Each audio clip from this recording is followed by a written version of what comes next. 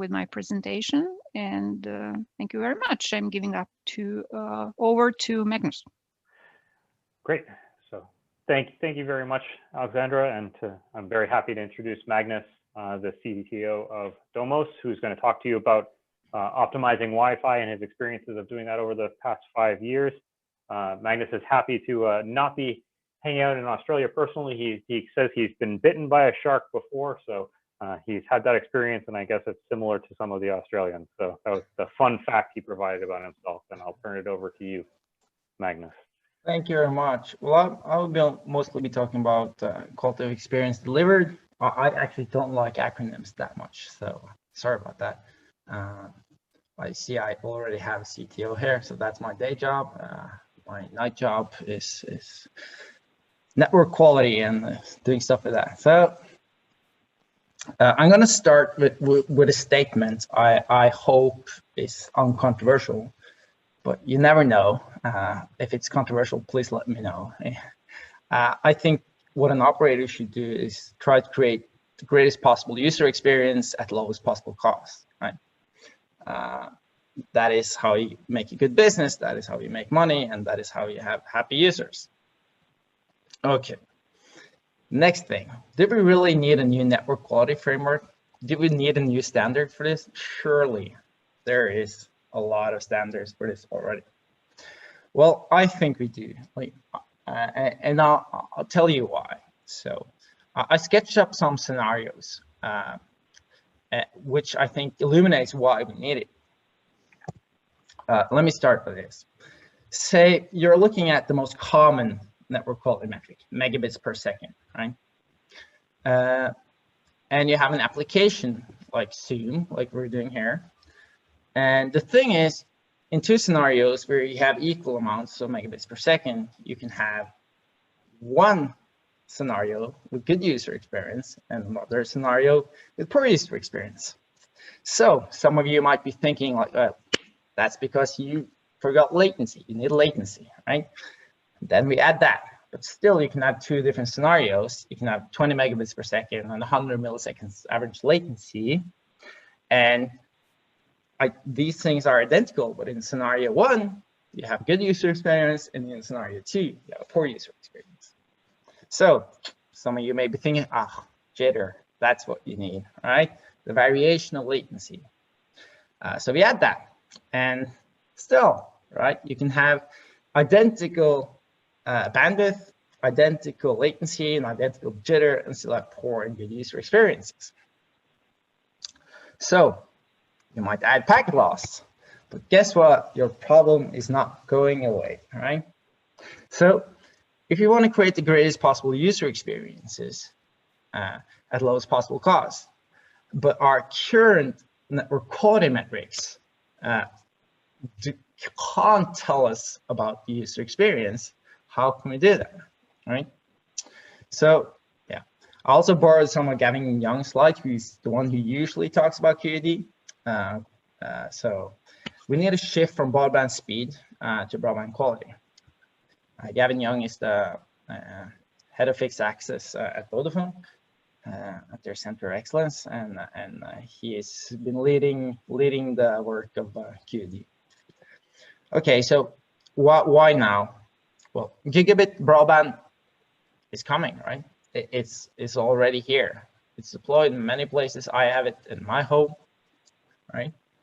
But the thing is, like, gigabit broadband doesn't always give me a perfect user experience. And why does this really matter? Well, think about what is the business for an operator. You invest in some network. You invest in some network equipment, right?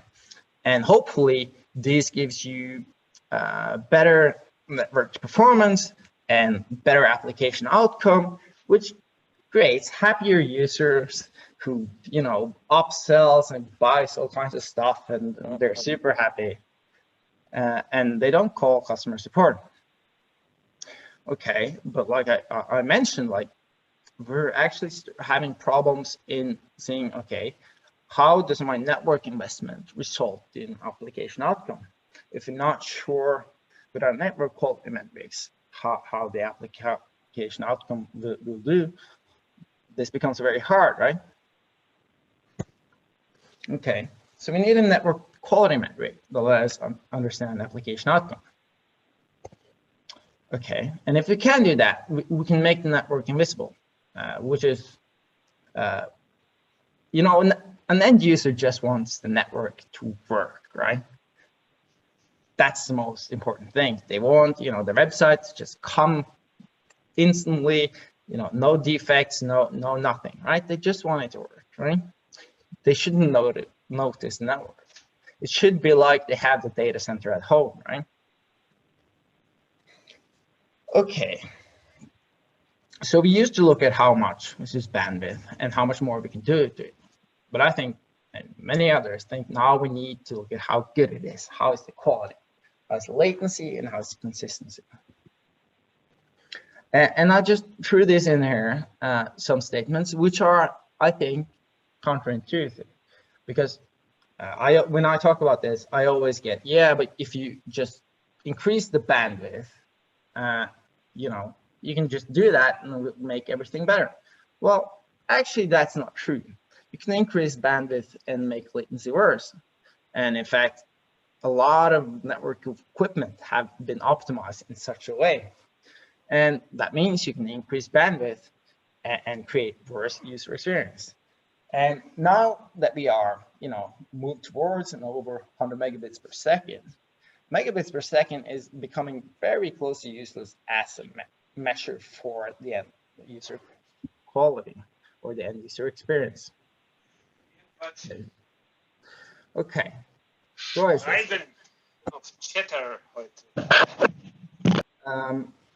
What's so difficult about network quality? Well, you know, there's on radio side, there's unlicensed and licensed, and you know, there's you know, an access side, there's fiber and copper, and you know, you saw Alexandra's talk. There's lots of different technologies, and the thing is, all of these do things a bit differently, right? 100 megabits per second over Wi-Fi is not the same as 100 megabits per second over PON.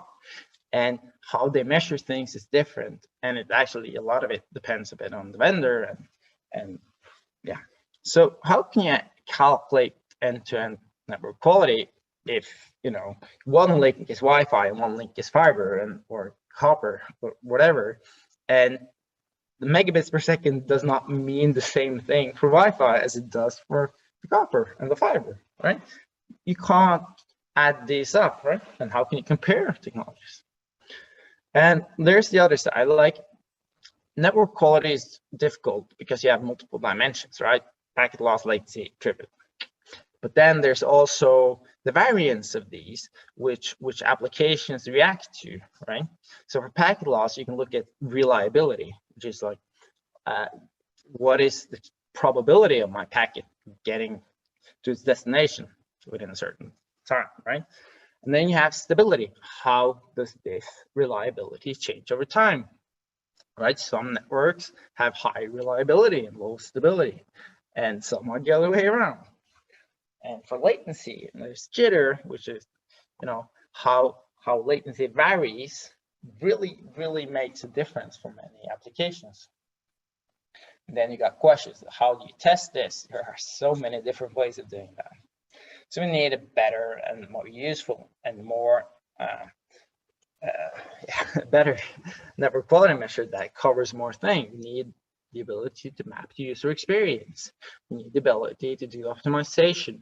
And I say that because the optimization part is important. Well, you know, you can always optimize for megabits per second, but the thing is, like, you don't know if you're creating better user experiences. So what are you optimizing? So arbitrary number, not user experience. And it would be great to do some root cause analysis, and it would be really great to have a minimal requirements, because you know, you don't want to measure latency for every single packet, right? That's a bit too much. And yeah, just hammering down some of the points I made earlier, that not all megabits per second is created equal, which is a bit due to queuing, a bit due to serialization, and there's no physical layer consistency, right? So is it the wrong measure? Well, I'll leave that to you. Okay, so next point is, okay, so we had this dimensions of network quality, but we want to map that to user experience, right? Because if we want to create better user experience, we need to know this. And different kinds of applications, like video conferencing, like we're doing now, is interactive. The dimension that kills video conferencing is latency and jitter and reliability on the packet loss side. Some video conferencing tools have hidden buffering, meaning they have, say, like a 50 millisecond buffer all the time, right? And then actually changes a bit which dimensions are the primary cause of failure. And for things like page load time, like web browsing, latency is the most important thing. And you know, this is the difficulties in network optimization, that you know, many of these dimensions are actually dependent on each other, right? So say you increase packet aggregation at a place, yeah, you get a higher bandwidth or you get a higher throughput but higher latency, right? Is that a good thing? Well, that depends on the application, right? It's complicated. So we need a future where we're looking at not at latency, not just the statistical variation, but we need better, more high fidelity measures. We need to look inside latency. Okay, so short conclusion here. So we need a network quality measure that measures all the dimensions of network quality, also the statistical part, right? And we need a network quality framework that allows us to map network quality to end user experience. And it needs to be independent of technology, because let's face it, we're never just using one network technology. And also a thing that is not trivial is adding links together. Like, what is, say you have 3 links and they have different bandwidth. What is the end result of adding those 3 links together? Well, I'm not sure. Are you? Right? So, and also if you have a unified test procedure, that would be great. Right? And if we had all this, we could answer tons of questions we just can't now, right? So, introducing BBFTR 452.1, or Quality Attenuation Measurements Architecture and Requirements. Also in a wider group called Quality of Experience Delivered, or QED, but I'll try to keep the acronyms as short as possible. So what is Quality of Experience Delivered? This framework, well, it's a technology-independent framework for network quality that enables end-to-end network calculations and mapping of network quality to user experience with a test procedure and a root cause analysis of the quality degradation. So let me go a bit into how that works. Well, you statistically combine all the dimensions of network quality. So the intuition is network quality always decreases over link. The question is just how much, right? There's always some latency and some chance of packet loss, right? And you can call this quality attenuation or degradation, some others we call it, but in this framework, we call it quality attenuation. And you can measure that at the TCP IP layer, right? And what you do is you don't look at the bandwidth, you say, at a given load, what kind of distribution will my latency have, and what is the probability of a packet loss? That means if you look at it this way, you can capture the entire network quality in a single distribution. And then the framework also has a test procedure, and this test procedure lets you dissect quality degradation into things like, what part of this latency distribution is caused by, geographical parts, right? It just like the speed of light and, the distance and stuff like that, right? And then there's another part that is serialization. So like, how much difference does it make if I have a small packet from a large packet? How much is caused by that? And the rest is variability, which is queuing and congestion, right? And then you can derive the characteristics of these. So a very neat part of this framework is that application requirements and the quality measurement share the same language, which means that you can add a quality of service requirement or an application requirement as into this distribution, and then you can calculate the probability of the application having a good outcome. And because it's a distribution like this, you can actually do adding links together by using convolution and also some other clever math tricks.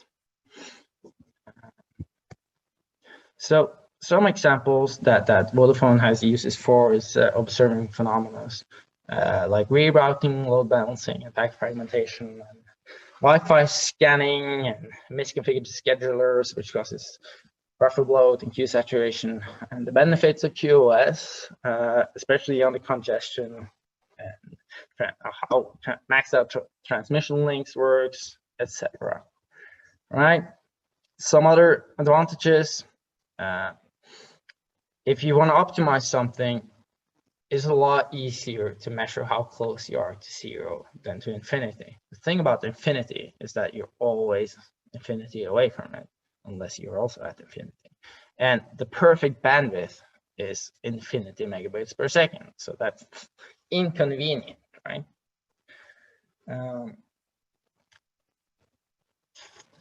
And yeah, bandwidth is necessary, but not sufficient.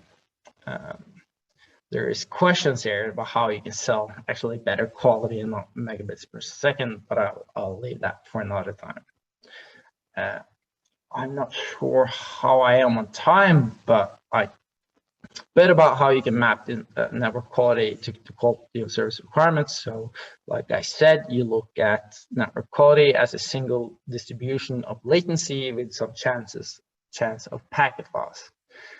Then you can say for the same, in the same language, I'm talking human language now, not the math, that say a video conference at 4 megabits per second load, you need 50% of the packets to arrive within 50 milliseconds and 99% of the packets to arrive within 100 milliseconds, and that allows you for 1% packet loss.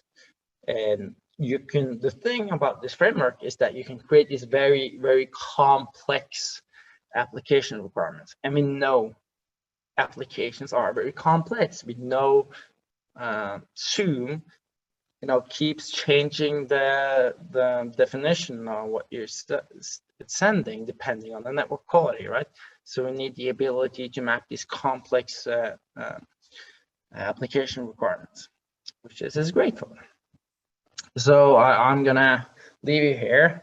I heard this is a source from Jason, who is coming up later. I feel the need for consistent and manageable latency. I think that's words to live by.